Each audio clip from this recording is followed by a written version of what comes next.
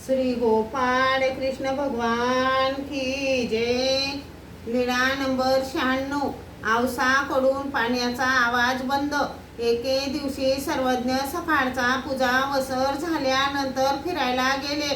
पीड खंडकाजवळ बसले। सर्वज्ञ निरूपण करत होते तेव्हा नदीच्या पाण्याचा खडखडाने निरूपण ऐकू येत नव्हते। मग आवसाने सर्वज्ञांना विनंती केली, जी स्वामी जगन्नाथा, या खडखडामुळे काही ऐकू येत नाही व त्यामुळे काही समजत पण नाही।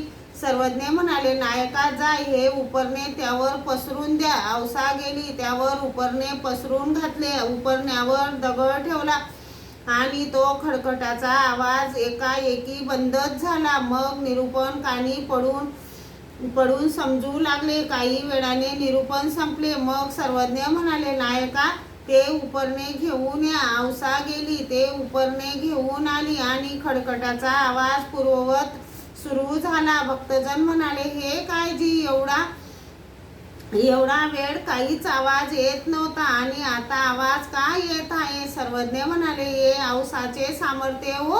आवसा म्हणाली, आवसाचे कशाचे जी? हे सामर्थ्य स्वामी जगन्नाथाचे। मग सर्वज्ञ मुक्कामाच्या ठिकाणी गेले। श्री गोपाळ कृष्ण भगवान की जय।